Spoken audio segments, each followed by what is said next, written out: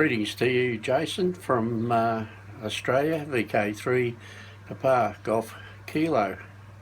Love your show, love Ham Radio 2.0. Thanks, mate. Keep them coming. Bye. Thank you for that intro. Pretty cool to have guest intros like that. I still welcome you guys to send me any intro you want to. Just when you record it, if you're recording on your phone, turn the phone horizontally. That's all I ask, so that when you're watching it on YouTube, it fits the rest of the video. If you record it like this, then it'll be straight up and down in the center of the screen with big black bars on the left and right side. So it looks much better if you do it like this. So, good afternoon. My name's Jason. I'm KC5HWB. This is Ham Radio 2.0, as you probably have guessed. And today, we are going to talk about one of my favorite subjects, which is DMR. Now, I had someone a while back comment on, I had someone comment on the New Year's Happy 2018 video I put up on, which was actually January 1st, because January 1st was a Saturday this year. A Monday. January 1st was a Monday this year, and my videos usually go up on Mondays. So I had someone comment saying, hey, I'd like to see some more new stuff. Ham Radio 2.0 has really kind of become DMR Radio 2.0. And he was not wrong. I do a lot of episodes on DMR because the subtitle of this series is, or the catchphrase, I should say, for this series is, what is new in amateur radio? And DMR is one of the newest things in amateur radio, and it's not the newest, but it's one of the newest. So I do a lot of stuff, and I get a lot of really good feedback on my DMR episodes. But I want to branch out. As you've seen, the last couple episodes have not been about DMR. I've got my IC7000 put in the car, and I am wanting to do some HF work for the Grid Square Chase, ARRL Grid Chase event that's going on this entire year. If you don't know about that, just Google ARRL Grid Chase, and it's on ARRL's site. Go to the contest section on their site, and you can see that. But basically what it is you take your grid square, whatever your grid square is, and if you don't know what your grid square is, just Google search it. You can do a QTH locator or a grid square locator, something like that, through Google.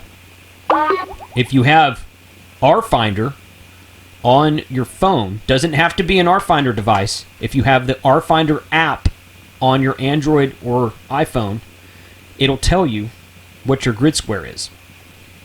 Another cool feature of RFinder. Today's episode of Ham Radio 2.0 is brought to you by Arden, the Amateur Radio Emergency Data Network. The Amateur Radio Emergency Data Network is an open-source project that brings emergency communications into the 21st century. With easily available commercial equipment, you can build a low-cost, high-speed network. Visit the Arden website at www.arden.org for more information. Arden branded equipment labels, embroidered patches, and apparel are available on the website by clicking on the Shop menu button. All right, so this is I'm going to move my laptop closer here so that you can see that. Well, you can't really see it in the video, so that's fine. Okay. So this is the website for my CBridge. You notice I created a subdomain and put it on the front of my YouTube channel. My YouTube channel is hamradio2.com. You might think it's live from the hamshack.tv, and it is. I've got two URLs for my YouTube channel. Hamradio2.com is one. There's that. And then if I go to and see, you see right here, it translated to live from the hamshack.tv. But if I go to CBridge.hamradio2.com, I created a subdomain. And this is what it looks like. Now, this website is still under construction, and it will probably look a little bit different than it does in this video by the time I air this video, because I'm still adding stuff to it. Okay, but this is the website, so you can go there. You can go to, this is my current repeater list right here. One in Midlothian. There's Brandmeister, Texas, right there.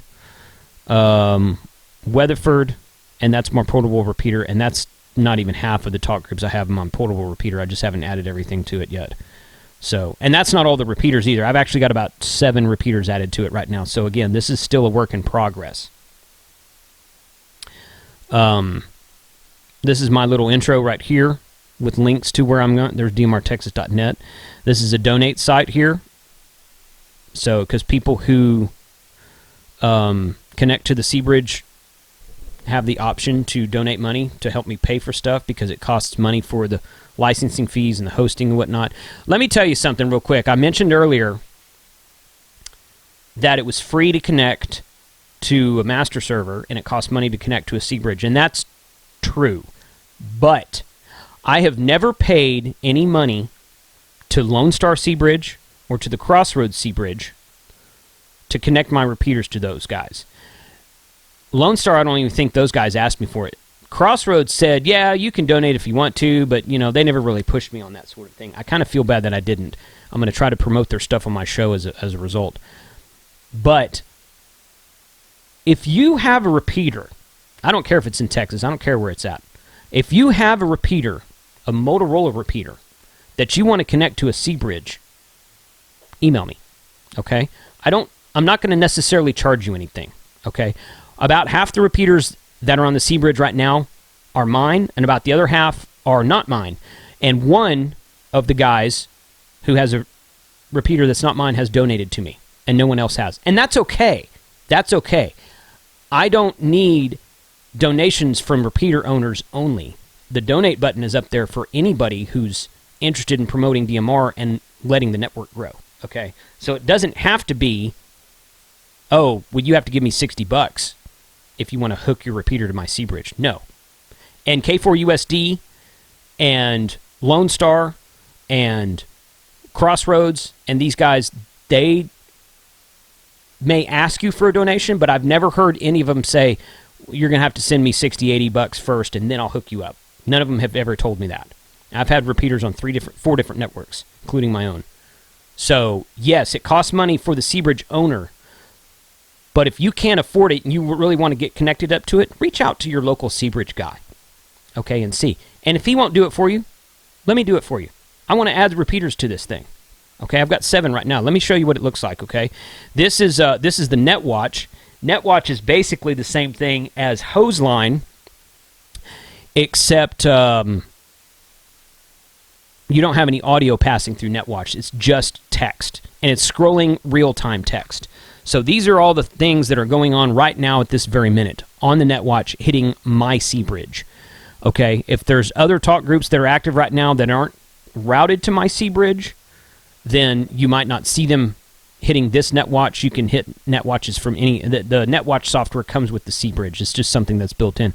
But you can see all the available talk groups I have right here, right now. Okay, so I have 310 through 319, 76, that's a fun one right there. 3100, which is Brandmeister USA.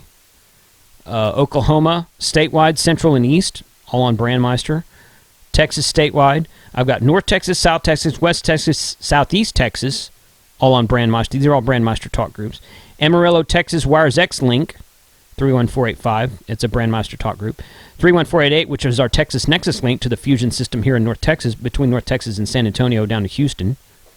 That's piped to DMR now, to Brandmeister DMR. And then Ty Weaver's group, the DMR track 31489, I have access to that as well. And then I have access to all the regional groups on dmr-marc. Our Finder has his own talk group now, 31770. Crossroads, PRN Metro, Turbo 6 1 and 2 from the old DMR-marc system. And then I've got 2 or 3 on here that I don't that haven't posted yet. Specifically, Bronx Turbo, New York Metro wide. Talk group 444 is a Bronx routed to me through the Bronx Turbo CBridge, and they have a lot of CBridge talk groups, and they have a lot of Brandmeister talk groups also. So this is, again, this is a growing list, and I've got 2 or 3 that aren't on it yet. that I need to add to it. So let's look at what the actual CBridge looks like.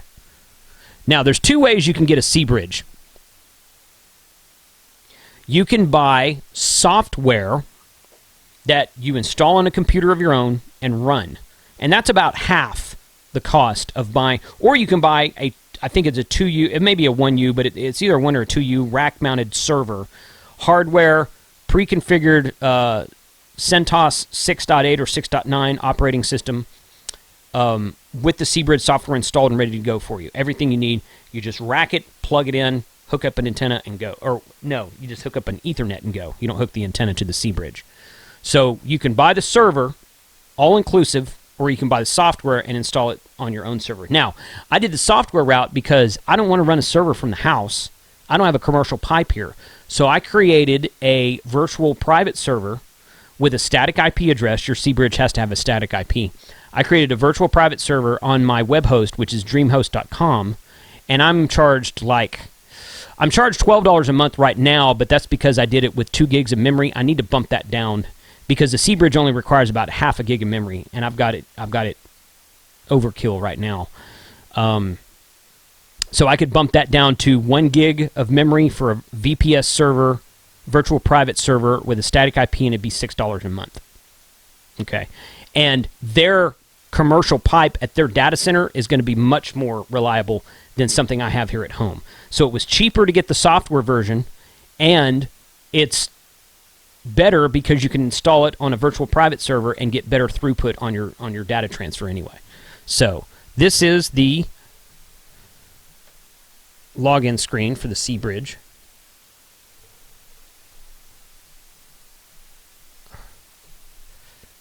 And this is what the admin panel looks like. Now, you see CBridge.com up here at the top right, top left rather. TLNet is one of their trademark names.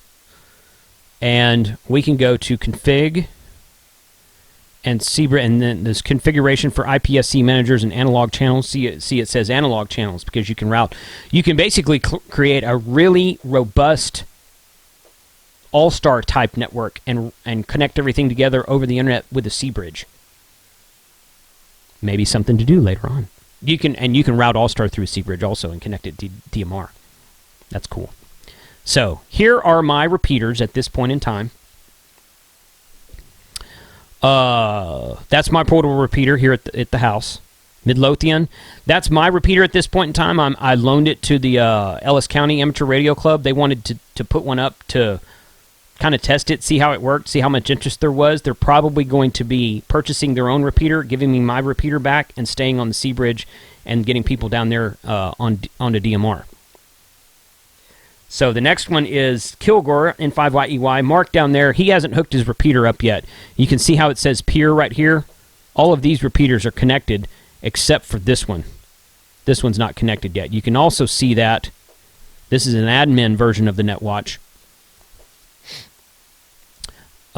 There's no information right here because Mark's repeater is not connected to the CBridge at the time of this recording. The rest of these are all connected. So Weatherford, 2 Denton machines from Larry and 5LS, really good friend of mine. And then this new one is the one down in Crockett, Texas, which is about halfway between Dallas and Houston. There's no DMR repeaters in that area. And those guys contacted me about a year ago and asked me to help them set up a repeater once they finally got one. And I said, sure, I would. Well, it was just about 2 weeks ago that they followed up with me and said, hey, we got a repeater. We want you to help us set it up. I'm like, okay, cool. Let's do it. I got my own CBridge now. We can get you going. So I can route any talk group to it I want to. So, and then these are all open channels for whatever else I want to add to it later. These, if I go here, a bridge group is basically a talk group is what it is. So I can, these are all my connections, my incoming connections from other CBridges.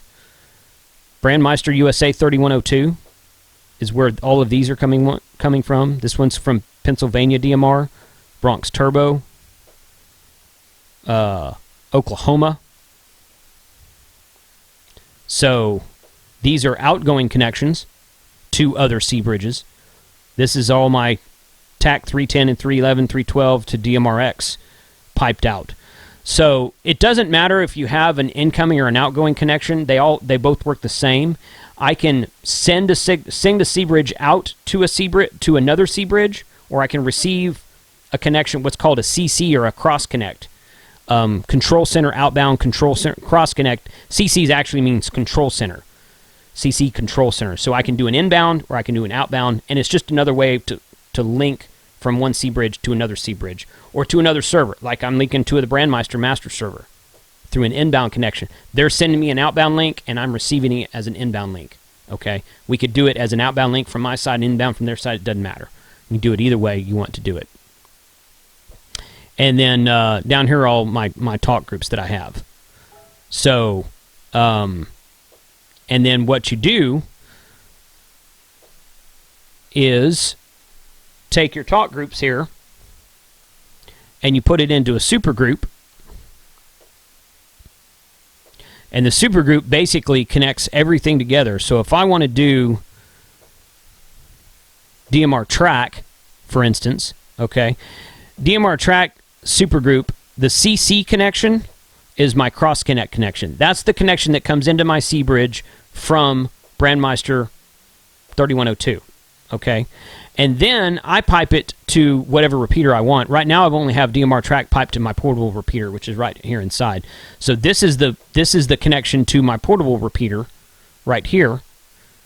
And when someone keys up DMR track from anywhere else and it hits the Brandmeister master server 3102, master server sends it to my CBridge and it becomes active on my CBridge instantaneously.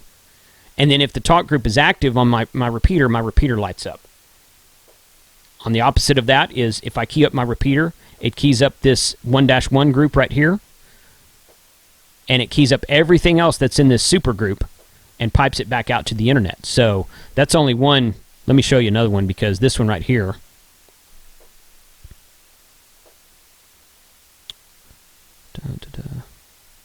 let's do Texas statewide. So Texas statewide, when it's keyed up and it lives, it originates on the Lone Star CBridge. So when someone keys up any repeater connected to the Lone Star CBridge, it keys up that CBridge, which instantaneously keys up this CC connect that they have sent me from Lone Star to mine, and then my CBridge says, oh, Texas statewide's lighting up, and it lights up all these other repeaters that are connected to this supergroup. So once the supergroup lights up from one end, doesn't matter where it's from the repeater, from the CBridge, from the cross connect, doesn't matter, it lights up everything. There's ways to turn on push-to-talk timeout and just turn the talk group completely off. You can set it to turn the talk group on from 7 a.m. to 9 a.m. every day, and then be silent on push-to-talk timeout for the rest of the time. You can do that if you want to. Like I said, there's a lot of stuff the CBridge will do that we as hams don't use it for, and I'm going to have fun learning some of that stuff. So, this is a NetWatch that's only available to admins, but it shows me right there that someone's talking. Okay, you see right here, Billy, N5YSQ, is talking on Brandmeister, Texas, and it's lighting up these three repeaters because these three repeaters have access to that talk group that is not on push-to-talk timeout. Okay? So he's coming in through his hotspot right there, and it's lighting up Brandmeister 3102, and Brandmeister 3102 is sending it to my CBridge, and then my CBridge sends it to all the repeaters that I have it currently assigned to. If I was to key up my repeater, the exact opposite of what I just said would happen, and then we would be able to have a conversation that way. So that is some really cool stuff about the CBridge. Expect some more stuff coming up on CBridge. Like I said, I'm going to show how to hook a open spot to it. I'm going to be able to do that.